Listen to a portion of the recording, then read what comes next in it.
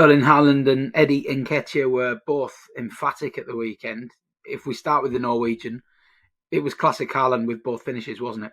Oh, definitely, and an assist. And it could have been anyone. To be fair, that could have been any Man City player. They was all exceptionally good, especially in the second half. But yeah, I think Haaland's contribution is massive. Obviously, he had a chance in the first half, similar to his second goal, but he didn't let that phase him.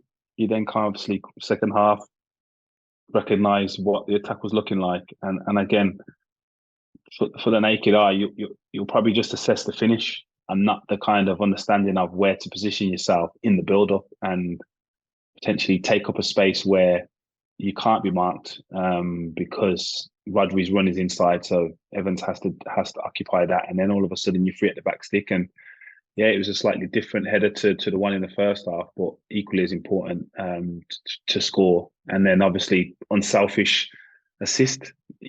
Again, on another day, he could have shot, and I don't think anyone's questioning him if he does or doesn't score. But he recognised there was someone in a better position to score, and that was Phil Foden, who again was exceptional, and he contributed. And I think you're seeing a team that, and it always is the case when teams are doing well and winning. I think there's a kind of camaraderie in that team that is potentially unrivaled as much as their style of play. I think there's an enjoyment to play with each other and a willingness to work hard and supply each other with opportunities to do well that is probably unmatched in the league. Even at a small little detail as a celebration, Erling is aware of what that means to Phil to score in a derby, and he let him have his moment. So yeah, there's just small things that you can look at and say they're kind of getting back to where everyone's anticipated them to be. We talk about the goal tallies.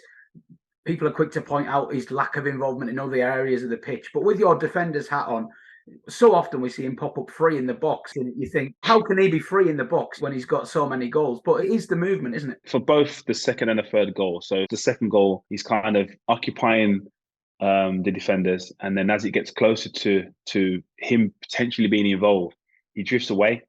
So he drifts away and recognising if it's going to go switch a play. So I think at the start it's more central. Then he recognises it's going to get switched by Kovacic. Then pulls out to recognise that if this comes in the box, it's going to be a byline cross, which tends to be stood up at the back stick. And then all of a sudden, Rodri's occupied Evans, as I said. So now he's just free. And there is a skill in standing still. It's not just, it's being lazy.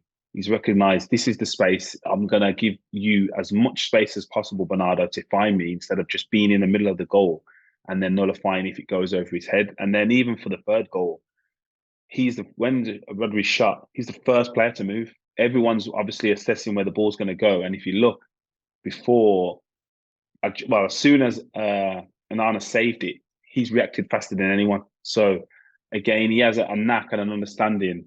It must be natural to a certain extent because he probably hasn't played enough games to have the level of experience he's showing, but he kind of has an ability to just be in the right place at the right time. And that's what I've said in numerous interviews or segments talking about him. If I'm a defender, I'm probably just going to attach myself to him, regardless if it looks like a good position or not.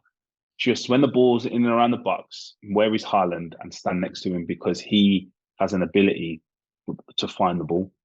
Eddie Nketiah getting a hat-trick, often under the microscope. Nketiah, is he good enough to be relied on as a central striker for Arsenal? Does he produce the goals? But to be fair, normally when Mikel Arteta has called on him, he stood up to the test, hasn't he? Definitely, and it's strange that he is questioned because last season when Jesus was missing, well, for a period of time, he stepped up and he contributed and he kept their momentum going, their run going with wins and goals. So he definitely has the qualities to play in the Premier League and to lead the line for Arsenal, which he's shown numerous times. And I just think it's unfortunate that he's probably under the curse of homegrown talent, and whether it's fans, media, outside influences want more glamorous names. They want the glamour. And I say if Arsenal are to win the league with Eddie Nketah, does that kind of dimmer the glamour of the impact of that? He shouldn't. Like, he's been effective. He's played games and he scored goals. What